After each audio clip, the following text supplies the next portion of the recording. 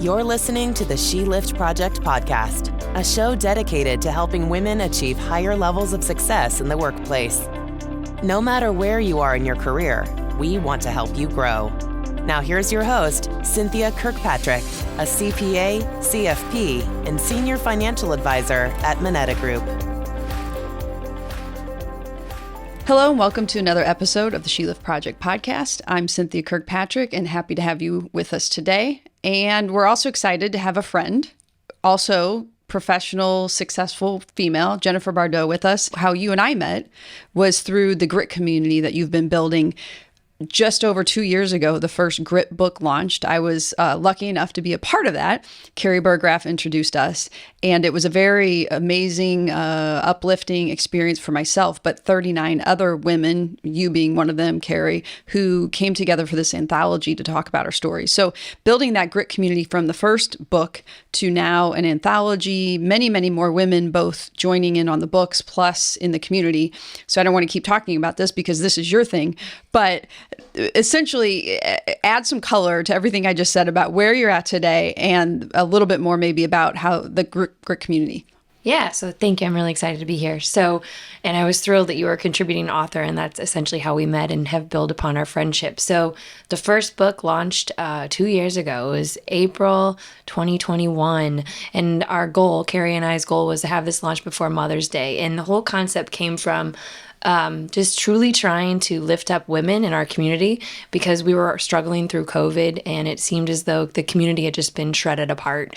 So this was our kind of concept to bring voices to life through sharing vulnerable stories, but then also highlight that hardships can then lead to hope. Still supporting women, I continue to build out the G.R.I.T community. It's grown from Seat at the Table, which is also a group Carrie and I had pre-COVID, and then it's been transformed into a group that's virtual with over 815 members now. And now I'm actually launching my fourth anthology, which is Intention this July. So I have over 160 women who have participated and shared stories. So it's really cool just to see how small steps have led into a bigger wave, bigger ripple effect. But yeah, that's what I'm doing now. Yeah, because you were really successful as a VP in banking. Yeah. And so some might sit back and say, you know where I'm going with this. Oh, yeah. Why would she leave that Yes. to step in a total, well, from the outside, what might seem like a totally new realm of business, world, etc. How and why? It absolutely was a leap. And I had made President Circle, Senior Vice President.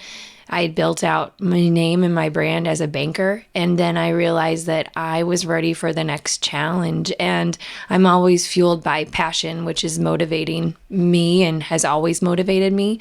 It almost felt like I was jumping into, an unknown world, which is intimidating, but it's also invigorating because I'm kind of creating my own path and figuring it out along the way. So, well, I think that knowing your story a little bit more, we didn't even go into all the accolades at the beginning of this that you have and the different presentations, and you're always speaking. You're always out there on social media with pictures with other women. Here she is again speaking. Here she is again being rewarded. And hearing your story probably back in March when you did the That's What She Said event, I really hadn't known about those early challenges that you had. So it seems to be a repeat in your life, and you seem to somehow you found the way to power through and keep overcoming. So let's go back to early on in life, some of those struggles. Yeah. This was back in what, first, second grade? Yeah, it was 1993 and I'm 39 now. So it would have been the third grade. In the third grade. So She Said was an incredible experience. And what I had to do is get up on the stage in front of like 700 people and share my story for 8 minutes. So long story short, I have dyslexia. So it was not easy to have a script in front of me because I can't read. No matter how I try to transpose it, it's always a challenge. So some of the resources that I've kind of just utilized and adapted to is memorizing or just ad-libbing. So in the third grade, a lot of things happened. So I shared about this in the book Growth. I was hit by a train. I fell off the train at Six Flags, the park, the the train that goes around the park, and I slid right off the bench. I was always really petite, and I landed onto the bridge with the 50-foot drop off. And that's the point in my life when I realized that you can die at any age. Like, there is nothing that is permanent. Like, everything can just disappear in a moment's heartbeat. We were having fun with my mom and my dad and my sister. I'd just gotten off this water raft ride, so I was soaking wet, and they didn't have a chain at the end of the railing of the train, and I just slid right off onto that bridge. That same year, my great-grandma passed away. My grandfather passed away. I had a weird boy in my class tell me that he could see through my clothes, and I'm sitting here thinking, what in the heck is happening? And then, like, the final kicker was I was diagnosed with a learning disability because I was struggling reading so bad. The resource teacher told my mom and I that I was potentially never even going to graduate from high school because I couldn't read and I couldn't comprehend anything. So I was truly struggling through school and life, and I just had to adapt and push through. And at the time, they didn't have the resources that they have now to be able to detect that what that learning disability was dyslexia. So they always would take me to have different IQ tests done to show that I had an extremely high IQ, but there was some sort of deficit. And it was because my brain just coded things differently. I'm very auditorial learner style, so that's kind of how I've adapted. But I think those struggles helped shape who I am now and my mindset to never give up and to always give it my all. And I don't allow myself to stay negative too long. I might be more optimistic than the average bear. So, so that's kind of who I was in a nutshell. And it definitely helped build up my character and who I am today. So let's carry that storyline a little bit further. I imagine putting it simply, which maybe isn't fair, but saying that you're not smart enough. Yeah. You're not going to be smart enough. All that self-talk was definitely looming. And that's what I talk about that. And she said, I didn't have a backbone until I could discover it on my own, because I took what that woman had labeled me as, which was not enough, not being capable, not being smart enough, and accepted that as my truth. And my mom was never having that. She was like, nope, you're going to college, no ifs, ands, or buts, so we're going to do this. And once I was able to prove to myself that I was capable, then I reached higher goals and higher limits. And I ended up getting 2 master's degrees. I was on Dean's List. I graduated a semester early, and I had most of my graduate school paid for because I held a full-time job, 2 internships, and a graduate assistantship. So I only left with $15,000 of debt. So I learned how to push myself really hard, and then to be able to identify that I was capable. So you said until you learned. Until I learned, yeah. What was it? Was there a certain time or experience where you said, no, I've got this? Yeah, so actually that was, this is funny. I can laugh about it now, but it was devastating then. So talk about the ultimate rejection. I applied to every undergraduate program known to man because all my friends are going to college. Well, I got denied to every application that I applied for. So through defeat is essentially how I've learned to adapt and continue to push through. So whenever I've hit a lot of rejection all at once, that's usually when I push forward. So with getting accepted nowhere, I started at Merrimack and I completed my associate's degree. I transferred into Fontbonne. And then when I graduated and then I realized that I was capable of getting my bachelor's degree, and I actually had a pretty strong GPA. It wasn't Dean's List quality, but it was B's. I saw that I was capable of doing those hard things. So then once I tested the waters, I just kept pushing the limits. So that's from 3rd grade to graduating high school. Mm-hmm. And entering college is when you figure it out, you could do it. Yeah. What got you through all of those years? You mentioned your mom. I mean, how'd you cope? I was not a good child. I was always pushing the limits, and I was definitely rebellious. As a mom, you probably know, you're like, right. But when you see them become an adult, yes. Those are good qualities. Traits. I'm very stubborn. I'm very headstrong. I mean, some of those words that are kind of defining who I am and my character. But I was very independent too. So if I couldn't figure something out, I found another way to get to my yes or to get to the solution. So my mom was always the hammer, more or less, the backbone to keep me kind of going down the right path.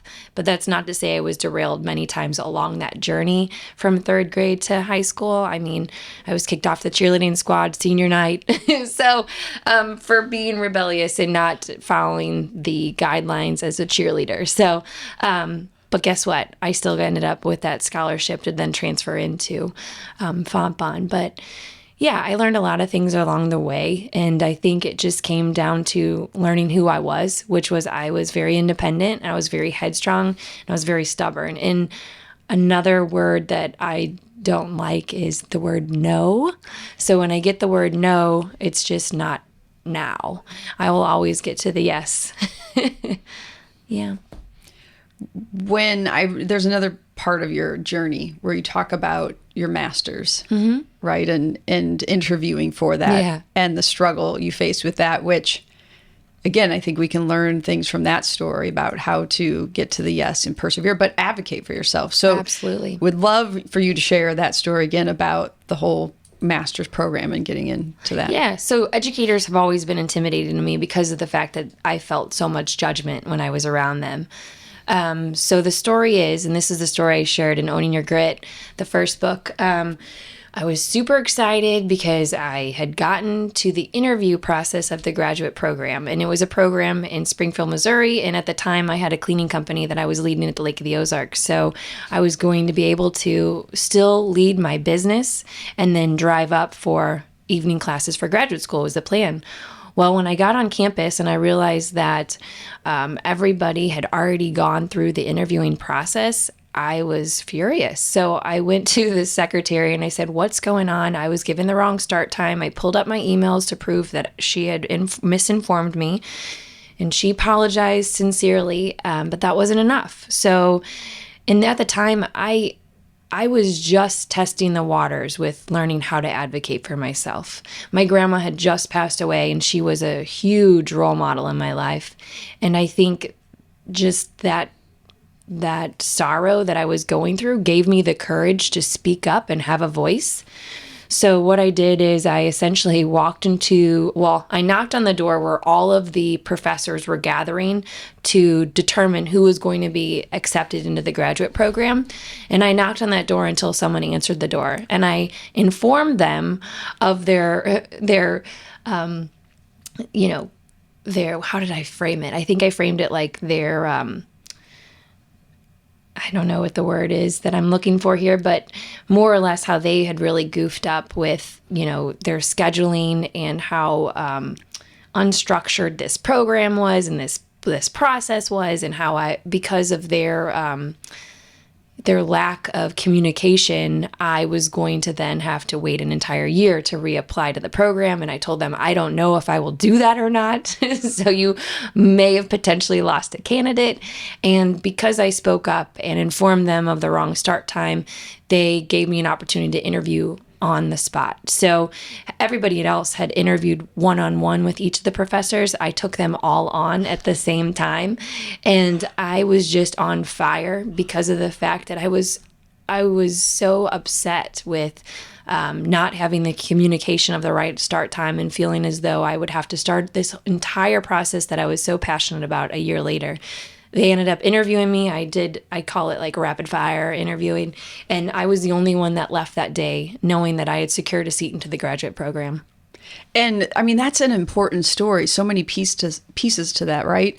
That you were prepared on when you were supposed to be there. You were ready. If and when you had been told, sorry, they're all done, you could have chosen defeat or said, yes, this is the hand I was dealt. I'm going to wait until next year if I do it, or I'm going to go somewhere else. But instead you said, no, it wasn't my mistake. It was their error. I deserve a fair shake. And knocking on that door saying, I'm just going to keep working on this until somebody opens. And then you're even given another unfair deal as far as you have to do the rapid fire in front of everybody. Mm-hmm. Do you think you did better?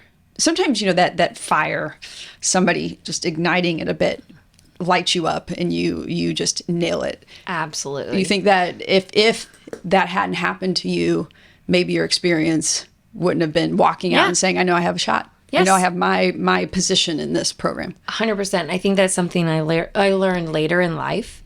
When I am passionate about something, it's that fuel that motivates me and allows me to perform at a higher level.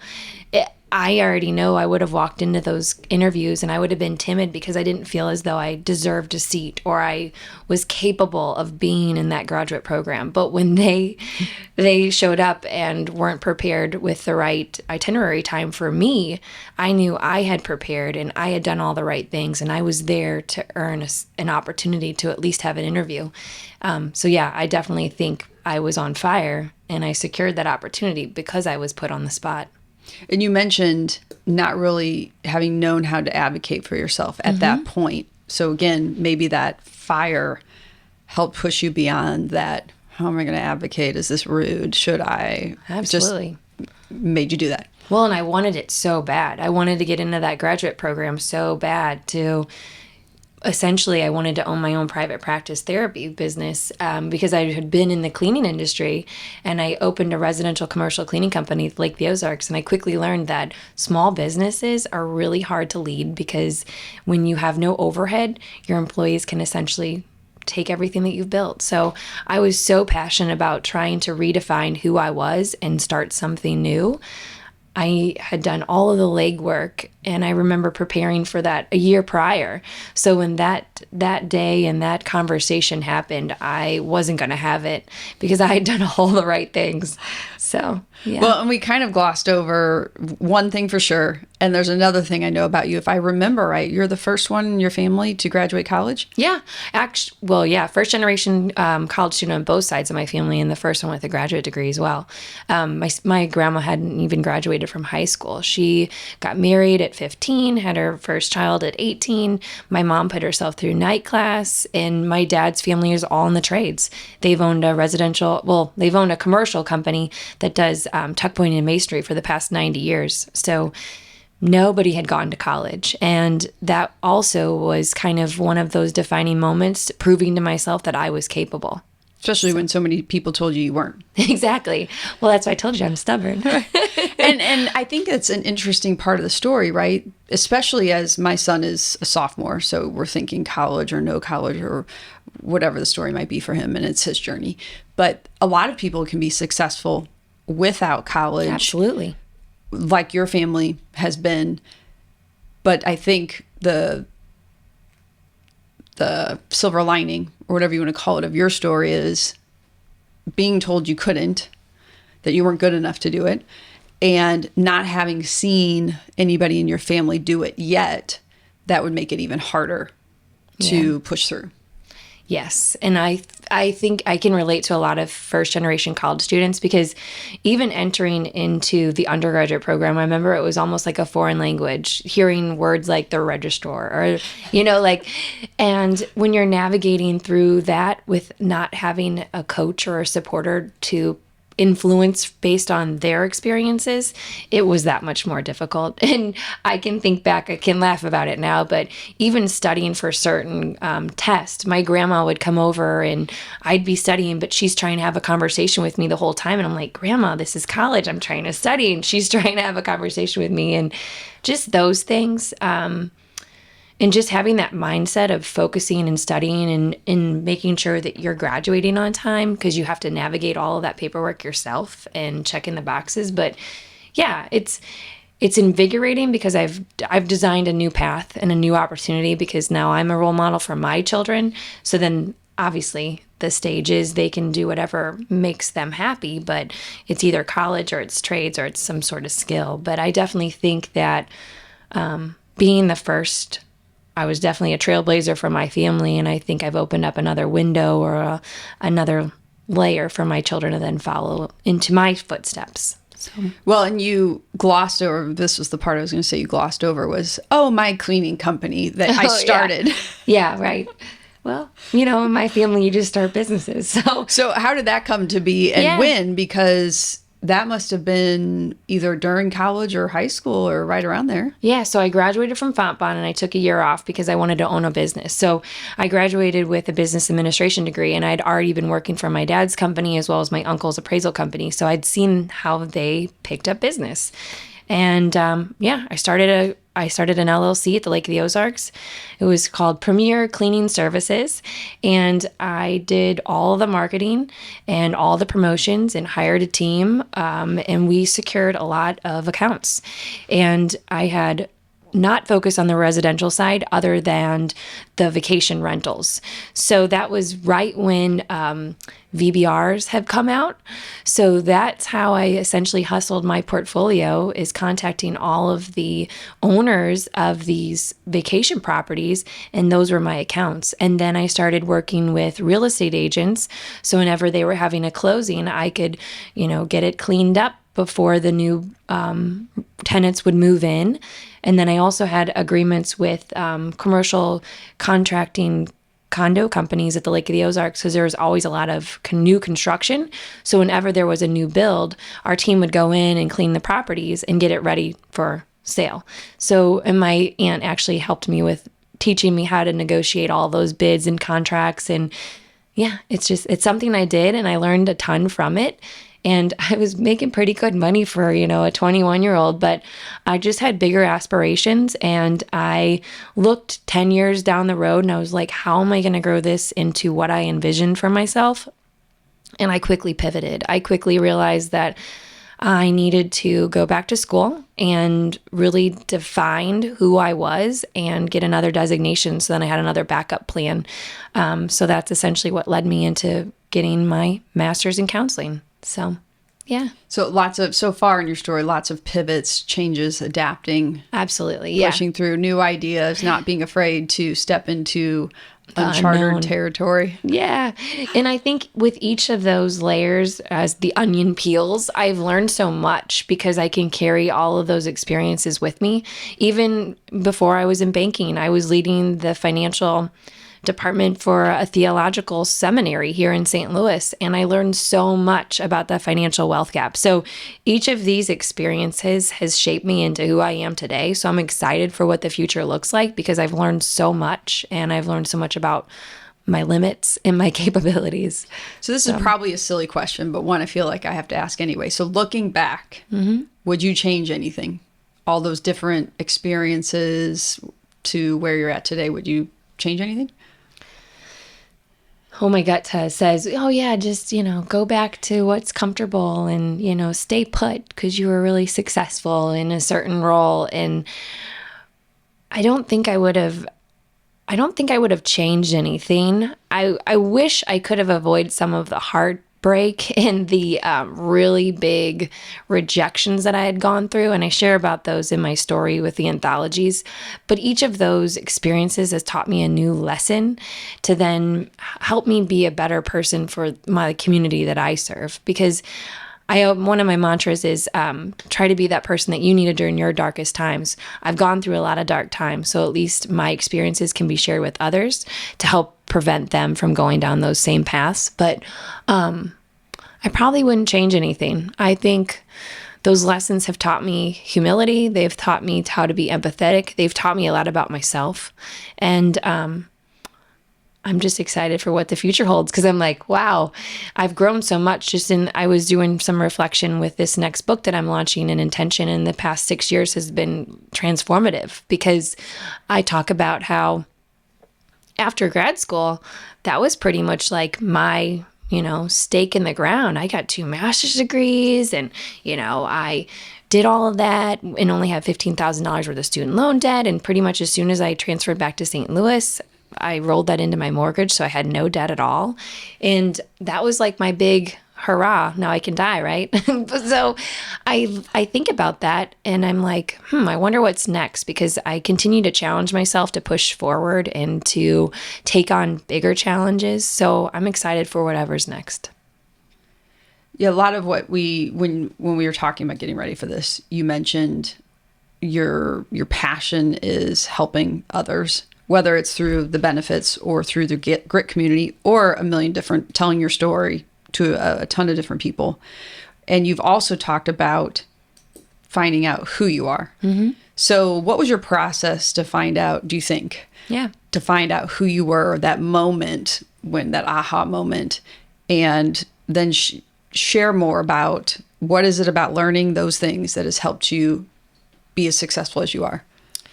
Well, and I don't think I'm that successful, so that's awesome. I think it's many different, ahas, and I think we're constantly evolving. So I utilize reflection quite a bit to think back who I was 6 months ago, who was I a year ago, who was I 6 years ago. And I think a lot of those ahas came from professional development and just meeting people and having conversations and being to identify our differences, because a lot of times we just assume everybody is like us, or and that doesn't allow any of the blind spots to be noted. So for me, it was taking on a lot of different professional development courses. When I went through the Brene Brown certification and I got my 15-hour certification, I realized so much about how I lack in having hard conversations and being courageous.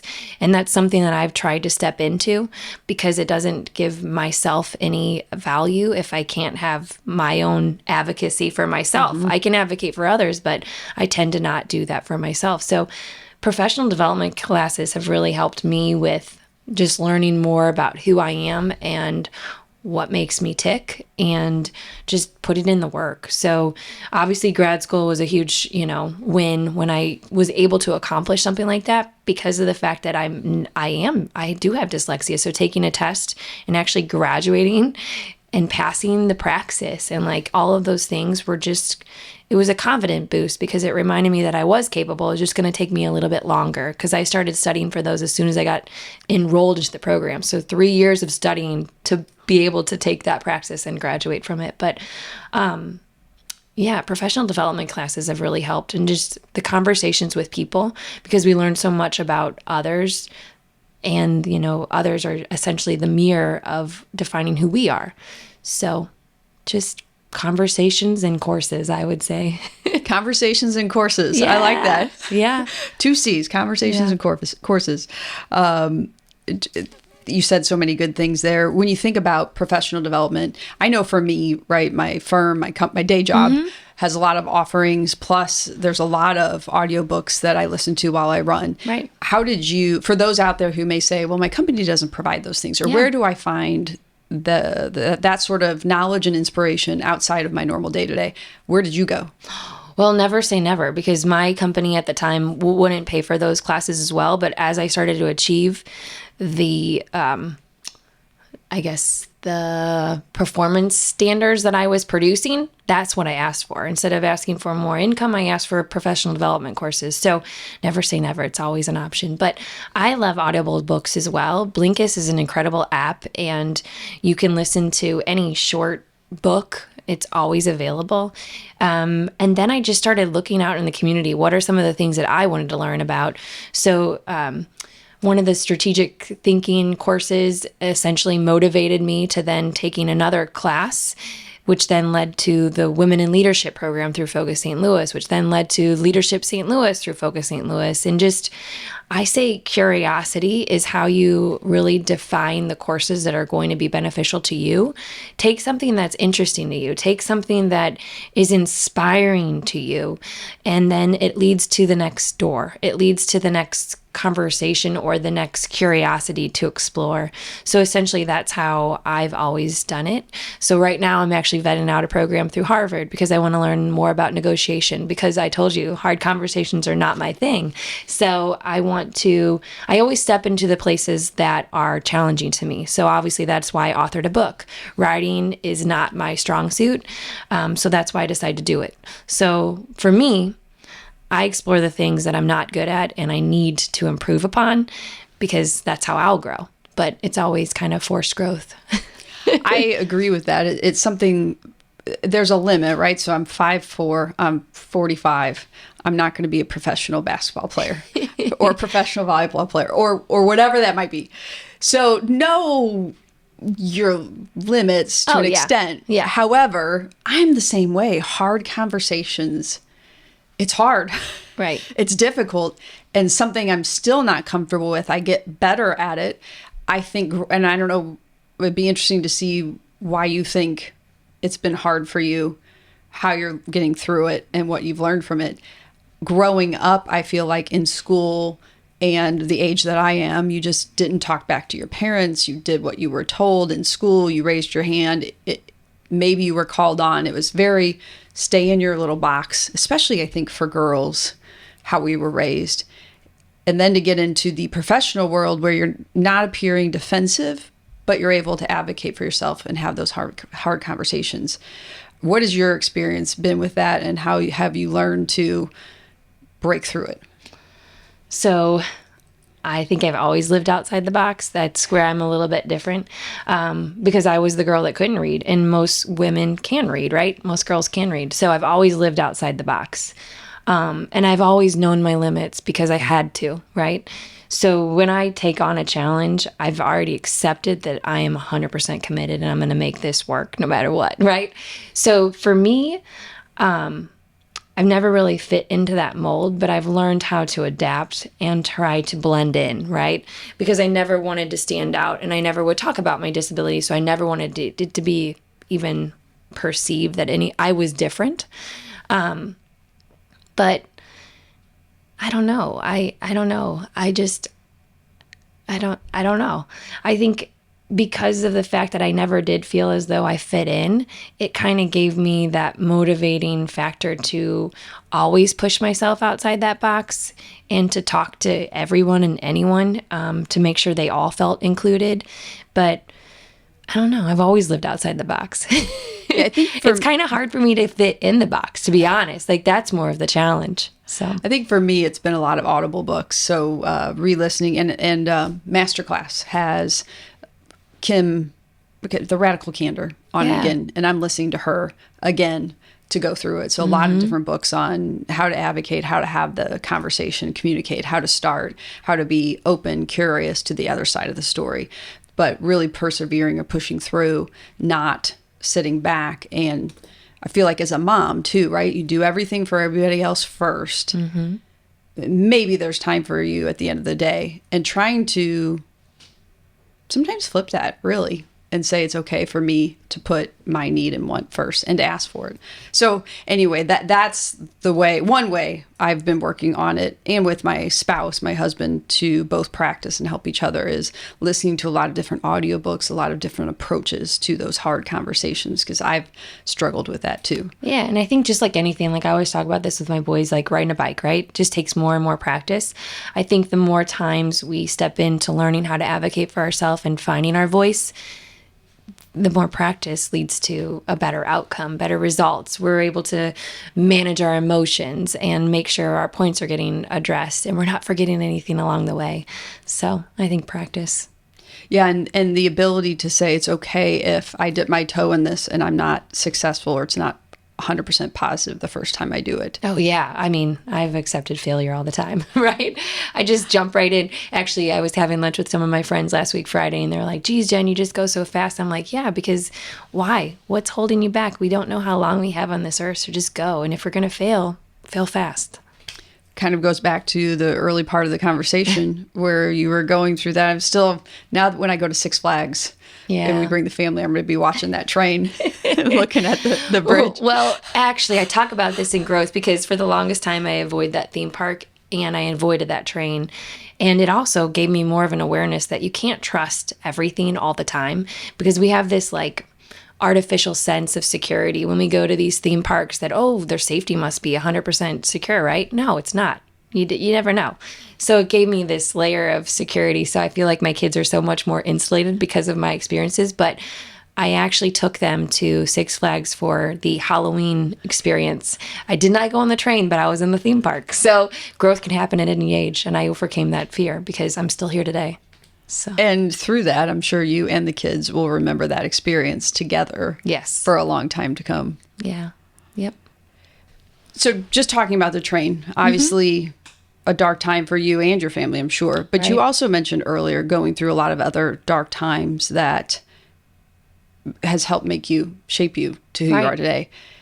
Any of those you think would be helpful or care to share? Sure. Well, this is probably why was led to counseling, just because mental health is a thing. So at the time, before I found out that I was capable, I was very codependent, right?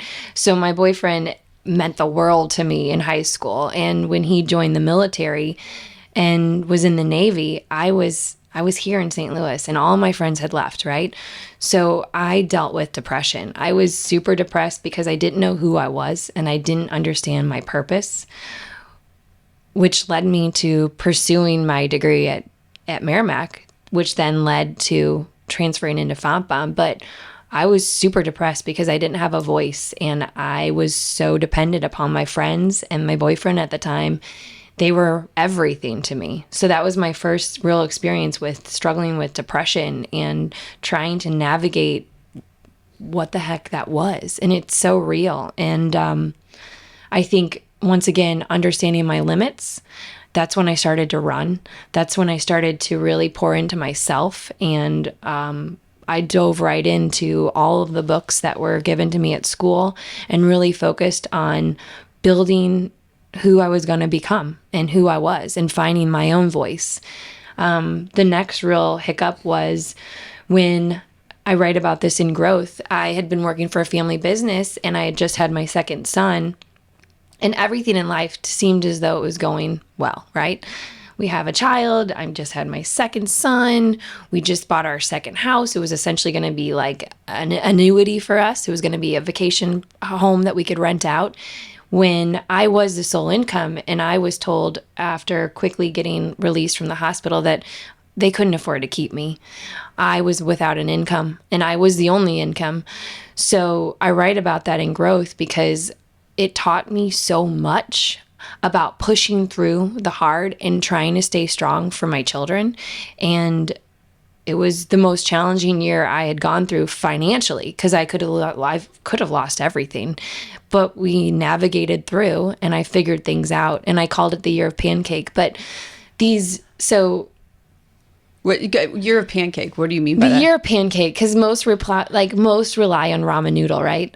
Well, I had kids and they don't like ramen noodles, so they like pancakes. So that was what we could get in surplus to get us through this year. But and then another thing was my oldest was super sick for the first 6 years of his life, and I couldn't figure out what the heck was going on, super sick. He would come home from the playground, have a bug bite, and next thing I know, it's turned into a staph infection. He was constantly getting chronic ear infections from swimming at the lake, or he was coming home with strep and all of this stuff while we were both navigating speech delays as well as developmental delay. He had both of those. So he had 2 IEPs as well as constant sickness. And my second son also had an IEP. So those 6 years of my son's life were really challenging. And I say 2 sons because they're only 3 years apart. So I had not only a 6-year-old on an IEP with chronic sickness, but also a 3-year-old who was also struggling with his IEP for his speech delay. That was super challenging because I was working full time. And at the time, it wasn't family business. So I was having to go in the office and leave my child who was sick at home. And it was breaking my heart. So that was a really challenging time because I was feeling that mom guilt, trying to figure out how the heck am I going to get these kids on par where they need to be with their education. And then trying to be their health advocate to navigate what the heck is this? This is not childhood illness. So that's when I began to push the limits with the doctors to truly figure out what the heck this was. And that was a dark time because I wasn't sleeping. I had a newborn and navigating all of this extra education requirements. I remember picking him up on my lunch break because I was at the office. I'd have to go pick him up on my lunch break. I'd drop him off to this special speech program, then take him back to preschool to then work the rest of the day and then pick him up. And then we would go to night class as well for speech. So that time was so chaotic and stressful, and it was dark because it fell on my shoulders with making sure that I was his health advocate. I was making sure that his speech was coming along, and lo and behold, after lots of investigation, he just needed to be revaccinated for the pneumococcal, and it alleviated all of his infections, and he's been healthy ever since. And then following 6 months from that, he graduated from his IEP, and he's, reading on par and no longer requiring any IEP services. So I would say, because I had that self-awareness as an adult, experiencing what depression looked like as a early 18-year-old, I already had that insight. So I knew when I needed to take time for myself, and I knew how far I could push myself with being that parent and trying to show up for my kids, to be their advocate. And now he's graduating from the 5th grade and he's reading at a 7th grade level. So it's incredible. And how's your second? And my second graduated from his IEP actually the end of kindergarten, and he's right on par. So they're great kids, and I do believe in early intervention. But if they didn't have that support mechanism to push them through and take them to those services, or even our community, because a lot of communities don't have those opportunities, I don't know where they would be now. So, how'd you do it all? That's a lot. I mean, being a parent is hard enough anyway, 1 and 2 kids. How'd you manage all that extra on top of working full time? So I actually attribute that to my learning disability, because I've always had to work twice as hard as the average bear, right? Just to blend in. Right. I was always a C student in high school, but I did enough work to blend in. And I think having that foundation of having to constantly push myself to my limits helped me show up in those capacities to be that mom that worked full time, navigated the kids, and took them to all of these after school requirements, and make sure they took them to the doctor's visits on time, to do the checkups. But I just think it's actually probably because of my disability. I've always had to work twice as hard, so it just didn't feel like there was no other option. I never gave myself an out. I've also felt that the challenges and the dark times in my life have pointed me in a different direction, or have propelled me further than I would have been had I not. I think I've shared this in a different podcast, and I share it all the time. Facebook. I know, but there was a meme. It was a bow and arrow of being pulled back. Yeah. Sometimes you have to be pulled back to move further. I actually have that printed out. Yep. I have that printed out on my wall, because my 3rd son, they said that he only had one of the feeding tubes in his umbilical cord. So they didn't pick up on it on the ultrasound. But then later we found out that both of the things were there, and he was going to be a healthy child. But when I got that news, I was just broken. And I didn't think I could handle one more stressor, because we were already going through all those other things. So I love that quote. Yes. And, you mentioned something about mom guilt. And I know I still struggle with that. My kids are 11, 14, and 16. I mean, they're old enough. They're very independent. But that mom guilt of being a professional working mom and dealing with that. How do you get through it? How do you handle it? Advice to other working moms out there who are struggling through that? It's hard, and it's very much real. And I think that's why the statistics about Forbes show that it's real. I mean, women are leaving the workforce and they're choosing not to come back if they're at the childbearing years, because it is a challenge and it's a lot to juggle. What I used to do before these anthologies, when I had more time, I would run 5 miles every day. I'd get up at 5, I'd run 5 miles, because that's my outlet. I hinted to that, how I got over my depression, by running.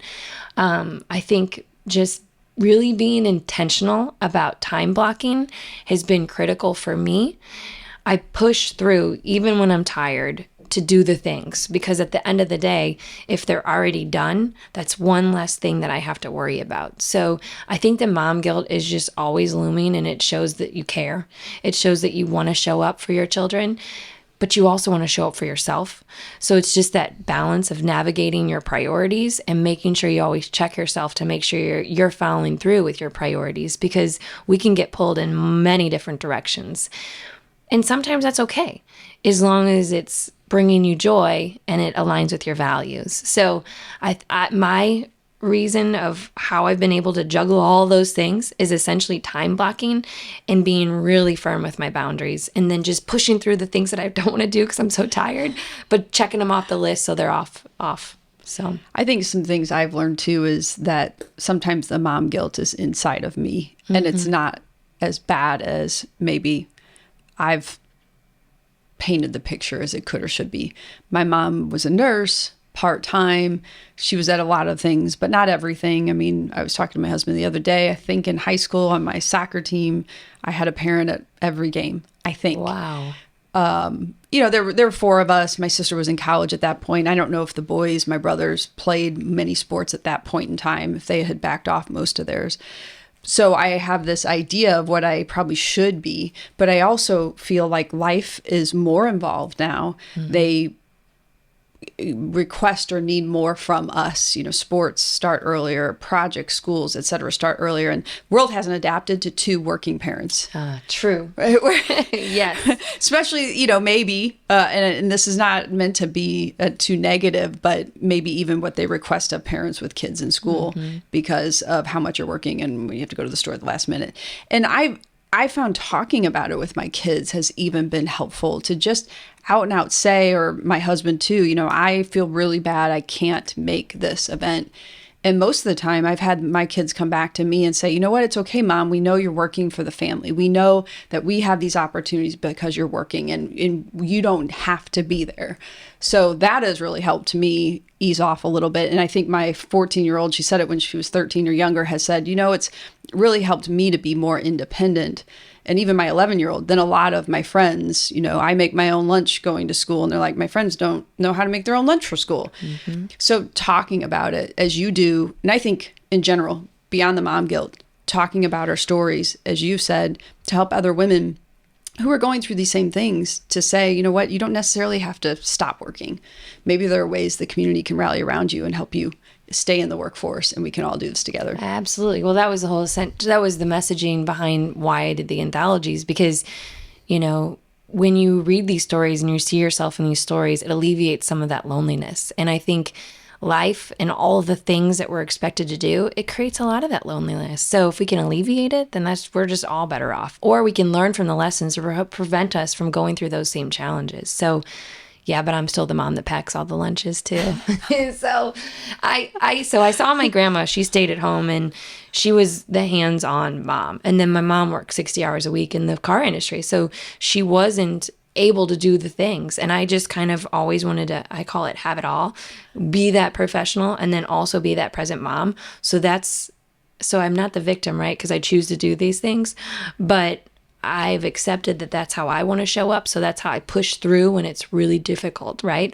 But not to say every week looks the same. Sometimes laundry's piling up and nothing's folded, So I do think when we can lean on our community and ask for help or share what we're going through and share that it's just been a really crappy week, so then you can rally around each other to lift each other up. I think that's what we as women need. And that's essentially why I wanted to create that grit community, because I think that's a great place to have positive affirmations and to see what others are doing in the community and give them praise. And a lot of time women don't praise other women. And I think that's another thing that we need to do, particularly if you're juggling both things, being a full-time mom and, a full-time employee. We need to champion each other, because that's a lot. That's 2 full-time jobs, And I think the hard thing potentially is, what do you compare it to, right? Yeah. In what you were saying, and I think the world is warming up to, is as women, moms, workers, whatever we are, right,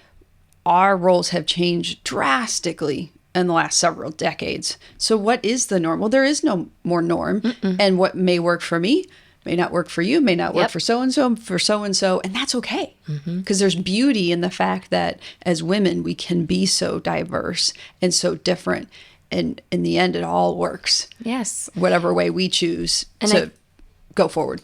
I think that's a mindset of a leader, because you don't have to fit in that box. You can do whatever works for you and what that looks like.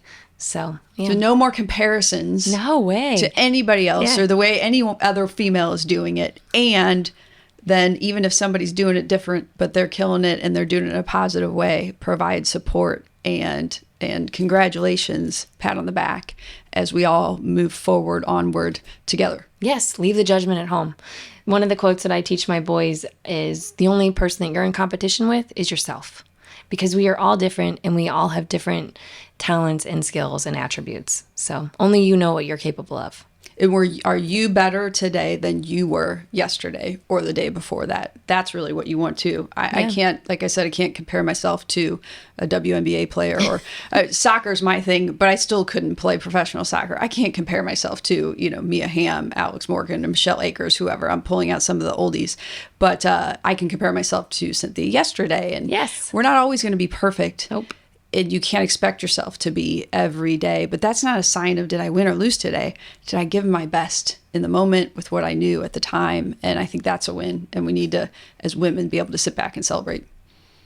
Absolutely. That's why I lean on reflection. And I think really being intentional about taking that time for yourself to check yourself, because you're the only one that has access to your brain and your heart and knows your soul. So are you being fueled? Are you being passionate about the things that are filling you up? Like, only you know those things. So you got to check yourself. Yeah, so that's a great way to circle around to the end of this, talking about what's fueling you, what's your passion, some things you've mentioned today, but in the past. Don't be too hard on yourself. Remember, you're not stuck, but your passion is really helping people in various avenues.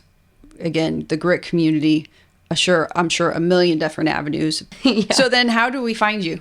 LinkedIn's probably the best. I'm on there quite a bit. So LinkedIn, and then if you're a woman and you're interested, GRIT community is free. It's something that I just give back to the community, and we can get you added in there. So all through LinkedIn. Great. Well, go out if for either of those or anything else on Jennifer's story, go find her, talk to her, become part of the community. But again, I want to thank you for sharing, as we talked about, sharing your story openly with a lot of passion and heart. And I know I keep learning more from you every time we're together. So I'm certain that people out there will learn more and benefit from the work you're doing. So thank you. And thank you so much for letting me be here. I think it's a gift when we're able to be vulnerable and share more about who we are, to maybe alleviate some of that judgment and those, preconceived notions about someone else. So thank you for giving me the opportunity to speak and be here with you today. All right. Thanks. This concludes another episode of the She Lift Project podcast. To hear more episodes of the show, subscribe wherever you get your podcasts. And to learn more about our mission of helping women reach higher levels of success, visit SheLiftProject.com and sign up to receive the latest news, ebooks, videos, and more.